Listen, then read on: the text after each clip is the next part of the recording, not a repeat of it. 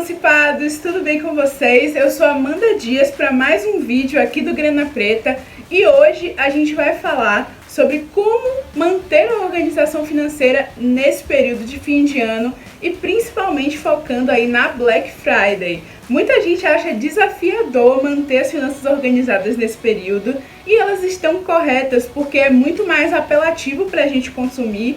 Então hoje eu vou trazer algumas dicas de como aproveitar a Black Friday sem perder a organização financeira. Então se você já gostou desse tema, já vai deixando seu like, se inscreve no canal se você não for inscrito e depois da vinheta a gente vai direto para a dica. Valeu?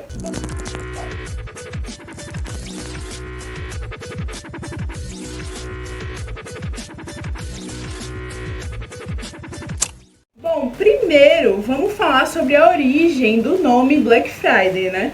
Muita gente especula sobre essas origens terem a ver com termos racistas originados ainda na época da escravização. E eu preciso falar sobre isso porque esse é um canal que se propõe a discutir economia e finanças numa perspectiva decolonial, afrocêntrica, e por isso a gente vai falar sobre a origem, as supostas origens desse termo, né? Embora a gente não tenha muitas comprovações científicas e teóricas que provem isso, muitas das teorias originadas na época, elas ignoravam completamente o racismo estrutural que existe na sociedade, até porque a gente tem poucos teóricos negros estudando sobre isso na época, quando a população negra, em sua maioria, não acessava altos escalões do pensamento acadêmico, né? Por isso a gente não tem muitas teorias que comprovem a origem racista desse termo, mas existem suspeitas de que esse termo tenha surgido lá nos Estados Unidos, ainda na época da escravização, quando depois do feriado de Ação de Graças existia uma sexta-feira onde se fazia leilão de escravizados por um preço mais baixo que o comum.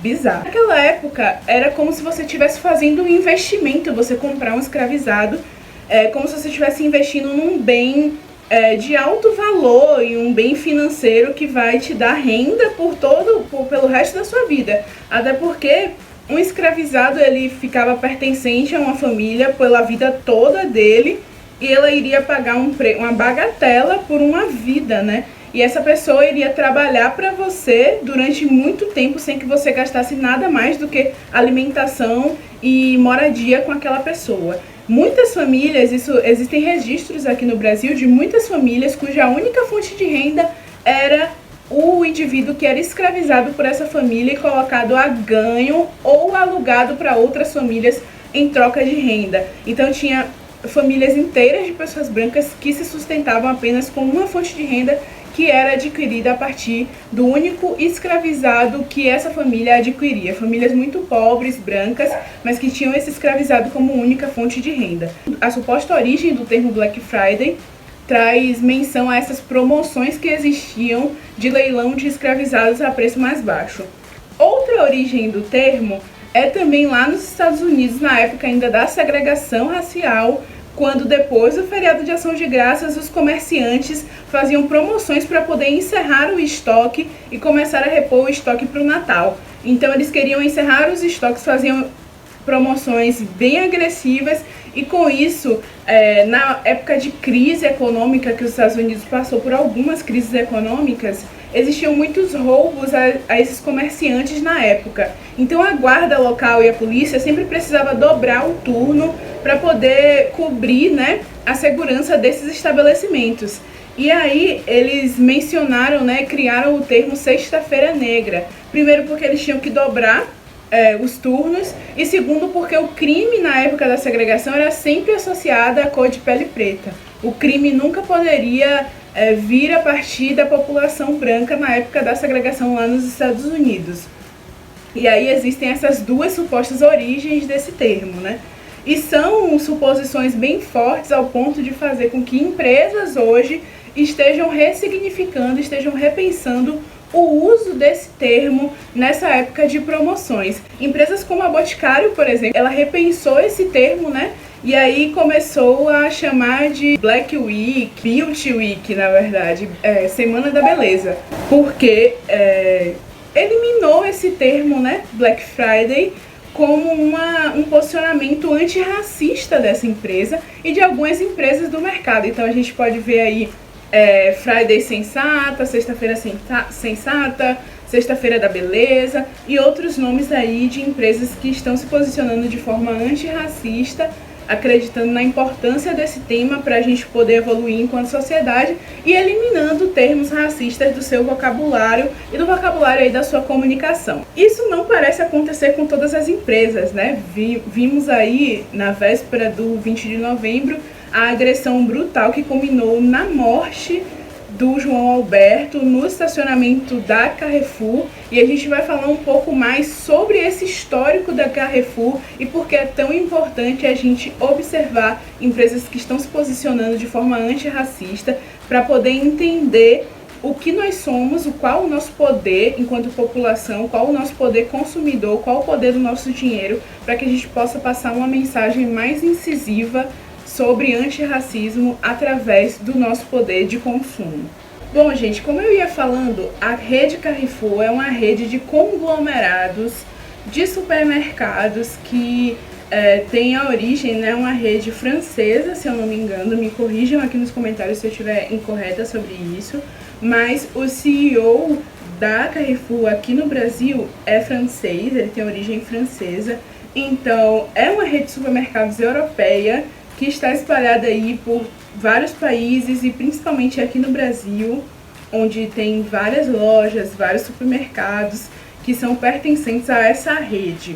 Então, nos últimos anos, aí datado de 6, 7 anos, que é o tempo médio da gestão desse último CEO aqui no Brasil, a gente vê que a empresa vem acumulando diversos casos de negligência e de violência em suas unidades, principalmente se tratando de violência racial, porque sim, gente, a gente precisa falar sobre violência racial quando a maioria desses corpos que são violentados são corpos de pessoas negras, tá bom? Eu dei uma pausa para poder pegar o meu notebook aqui, coloquei no meu colo, para poder citar todos os casos, porque são muitos casos, eu não memorizei todos eles. São cerca de 5, 6 casos de violência que aconteceram dentro das unidades. E para não esquecer o nome de ninguém, eu vou dar uma lida aqui para poder me lembrar de todos esses casos, tá bom? Bom, em Recife, um funcionário de nome Moisés Santos, de 53 anos, morreu dentro da unidade e o seu corpo não foi retirado da loja. A loja não parou de funcionar, apenas cercou o corpo dele com algumas caixas, colocou sombreiros em cima e vamos continuar comprando e vendendo como se nada tivesse acontecido, como se não tivesse morrido uma pessoa ali. E eu acompanhei a repercussão do caso de João Alberto, por exemplo, muitas pessoas perguntando, morreu por quê? Foi morto por quê? Primeiro, não existe pena de morte no Brasil, então não existe motivo para ser morto. Segundo, o racismo já está principalmente na falta de empatia com o corpo e com a vida que foi perdida. Então, se você perguntar, foi assassinado por quê? Já está o seu racismo, porque você não está tendo empatia com a vida que foi perdida, sendo que nesse país não existe pena de morte. Então, o país supostamente acredita na reinserção de indivíduos criminosos na sociedade, na reeducação desses indivíduos. Não estou dizendo que foi o caso dele, ele não cometeu nenhum crime, ele apenas estava lá e foi assassinado por isso, pela presença dele. Mas eu estou falando de outros indivíduos que as pessoas tentam justificar a morte de pessoas pretas, sempre associando a algum crime que a pessoa tenha cometido, só que não existe isso, o Brasil não aceita pena de morte. E se você está buscando formas de relativizar essa morte, já denuncia o seu próprio racismo e você precisa repensar sobre isso, porque você não está tendo empatia com aquela vida, você está subjetivamente afirmando que uma vida vale menos que a outra e uma vida negra vale menos que a sua vida branca ou a vida do seu filho.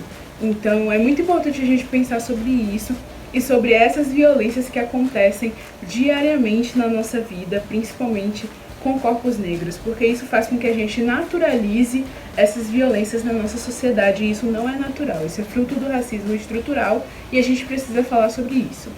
Bom, seguindo para o segundo caso, a gente teve em setembro, no Rio de Janeiro, Nathalie Ventura, de 31 anos, ela foi surpreendida com uma frase escrita no avental, que estava escrito assim, só para branco usar. E estava assinada com o nome Jefferson, que foi o nome de outro colaborador da empresa, outro empregado da empresa branco. E quando ela foi denunciar, o que aconteceu? Ela foi demitida por ter denunciado o racismo na instituição que aconteceu dentro do supermercado da loja Carrefour. Então é outro caso de racismo estrutural, porque o que acontece? Quando a pessoa denuncia o caso de violência e de racismo que aconteceu com ela, ao invés de a pessoa que praticou ser punida, ela foi punida com a demissão. Então é outro indício aí de racismo dentro da Carrefour, tá bom? Então a gente vai construindo esse histórico aqui. O terceiro caso foi em 2019 e a 5ª Vara de Trabalho de Osasco, em São Paulo, identificou condições subhumanas, condições degradantes para os empregados da empresa. Ou seja, uma empresa que não valoriza o trabalho, não valoriza a vida dos seus funcionários e submete esses funcionários a condições degradantes de trabalho. Isso também é sobre desigualdade, sobre racismo estrutural. Quarto caso, em 2018, funcionários da empresa em São Bernardo do Campo, no ABC Paulista, agrediram Luiz Carlos Gomes dentro, novamente, do estacionamento da empresa, porque ele abriu uma lata de cerveja dentro da loja, mesmo ele dizendo que ia pagar. Você aí já fez compra, já abriu uma lata de cerveja ou água ou o que quer que seja dentro do supermercado e acha isso super normal, saiba que uma pessoa preta foi agredida por seguranças do supermercado apenas por fazer a mesma coisa que você faz e acha super normal. Vamos para mais um caso, né? Como se não bastasse. Em 2009, seguranças da rede agrediram Januário Alves, de 39 anos, no estacionamento, numa unidade de Osasco, São Paulo, porque confundiram ele com um ladrão, simplesmente porque ele estava abrindo o seu próprio carro, um EcoSport. E por ele ser preto, ele foi confundido com um ladrão, foi acusado de estar roubando o seu próprio carro e foi agredido brutalmente por seguranças no estacionamento da loja. Isso tem acontecido de forma recorrente, tá? Não é só na Carrefour que acontece. O que impressiona na Carrefour é que uma série de ocorrências, uma após a outra, todas elas são publicizadas e nada de mais efetivo é feito em relação a isso. Eu quero falar também com as pessoas negras que me seguem uma coisa que é super importante. Se você foi perseguido, se você foi destratado dentro de uma loja, se você entrou numa loja e as atendentes te trataram mal, se você entrou numa loja e você se sentiu mal por ter que andar sempre com a bolsa à mostra, sabe? Isso já aconteceu muito comigo, de entrar numa loja de coisas pequenas, joias, bijuterias, e eu ter que andar, meu celular toca, eu vou e faço assim, ó, abro a bolsa, pego o meu celular em câmera lenta, atendo e falo no celular, porque se você vacilar, você automaticamente já é tratada como suspeita. Então, se isso aconteceu, se você foi perseguido, se você foi destratado dentro de um processo de consumo, o nosso primeiro impulso é ir lá e comprar mesmo a coisa mais cara para provar que a gente realmente tem condição de comprar naquela loja, certo? Errado. A gente não pode fazer mais isso. Porque dessa forma, a única coisa que a gente está fazendo é empoderando economicamente a empresa que foi racista com a gente. A empresa que permite que seus funcionários tenham posicionamentos racistas. Esse vídeo aqui é para a gente refletir bastante as escolhas que a gente faz em relação ao nosso dinheiro, tá? A população negra hoje consome em apenas um ano 1,7 trilhões de reais de renda própria. Ela injeta na economia circular desse país através do consumo. As empresas deveriam estar implorando para a gente poder consumir nelas. As empresas deveriam estar nos tratando como bibelôs, porque é o que nós somos, a gente é a população que mais consome nesse país. Se o país quer recuperar a economia, o que é que o governo faz? Ele libera dinheiro na conta da população de baixa renda para que ela possa consumir e recuperar a economia. Então a gente precisa entender qual o nosso papel econômico dentro dessa sociedade, porque a gente está agindo como se a gente tivesse que implorar para uma empresa aceitar o nosso dinheiro, porque a gente é preto. A gente age como se a gente fosse vira-latas, como se a gente fosse cidadãos de segunda classe, porque é isso que a sociedade faz com que a gente pense. Só que pelo contrário, sem a gente, a economia não vai funcionar, a economia não anda. Então a gente precisa entender qual é o nosso poder econômico dentro dessa sociedade e usar ele ao nosso favor. Falo também para pessoas brancas. Se você é uma pessoa que luta por mais igualdade econômica, igualdade de gênero, que você luta pelos direitos dos animais, que você luta pela reforma agrária, o que quer que seja, por mais condições igualitárias, você precisa começar a refletir e parar de injetar dinheiro nesses grandes conglomerados econômicos. Se você continua comprando desses lugares, você vai estar fortalecendo essa lógica desleal do capitalismo, tá? Você vai estar fortalecendo esses grandes conglomerados, você vai estar fortalecendo a concentração de renda nas mãos de poucas pessoas e você vai estar tornando a sociedade cada vez mais desigual. Então, pessoas brancas e negras precisam se engajar em prol de uma sociedade melhor através de atitudes que a gente pode tomar no dia a dia, que é parar de consumir dessas pessoas, começar a consumir de empresas negras. As empresas, as microempresas e os pequenos empreendedores, eles são responsáveis por 27% do PIB brasileiro.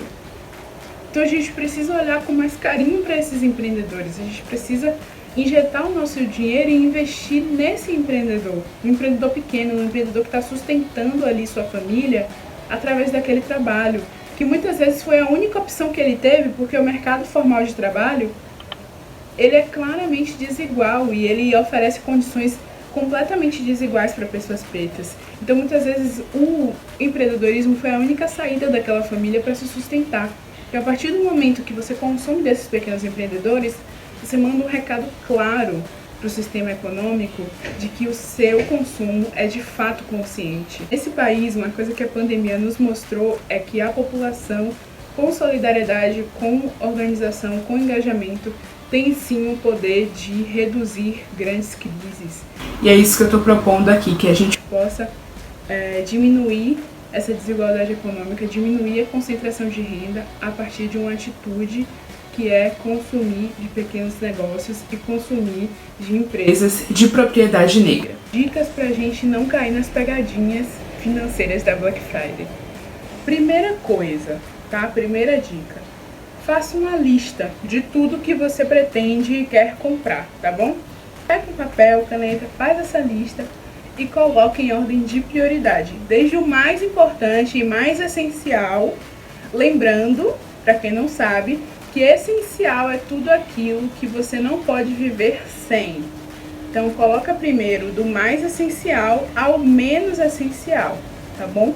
E aí você avalia se realmente vai dar para você comprar tudo isso nesse ano, nessa Black Friday, ou se você pretende alongar um pouco mais e comprar em outro momento. Depois aí de janeiro, fevereiro, a gente tem novas promoções e talvez seja bacana você não comprar tudo de uma vez, tá?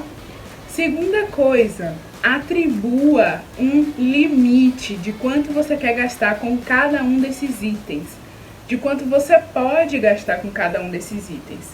Então, desde o primeiro até o último item que você vai comprar, coloca do lado quanto é que você está pretendendo gastar com cada um deles, qual o preço limite que você vai pagar em cada um deles. No final, faz a soma e vê se esse valor que deu tudo está alinhado com aquilo que você está predisposto a pagar nesse período. Não ultrapasse esse limite, porque isso é muito perigoso, porque é nesse momento que a gente começa a consumir de forma desordenada e entra o ano aí cheio de dívidas. Então é importante você pensar sobre isso antes de sair de casa para comprar. Outra dica é, se você for parcelar, primeira coisa, Amanda, eu coloquei um limite aqui, mas eu não tenho esse dinheiro todo agora. Eu quero parcelar minhas compras e eu vou pagando aos pouquinhos. Beleza, tá?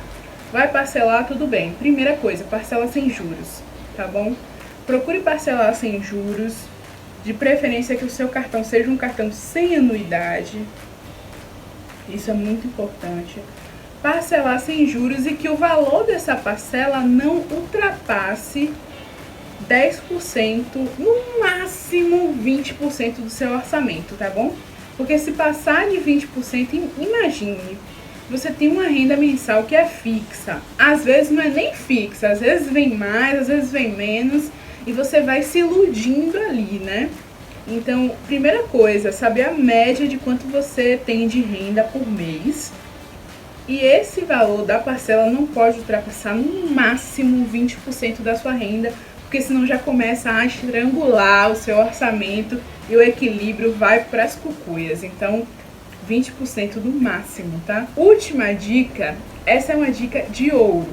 Nesse período, muitos estabelecimentos fazem a famosa Black Fraud, que é aumentar o preço para muito alto antes, né, da Black Friday acontecer, e quando chega no dia, no período da Black Friday, eles diminuem o preço do produto para você ter aquela sensação de que você está ganhando um mega desconto, quando na verdade você está caindo numa pegadinha financeira.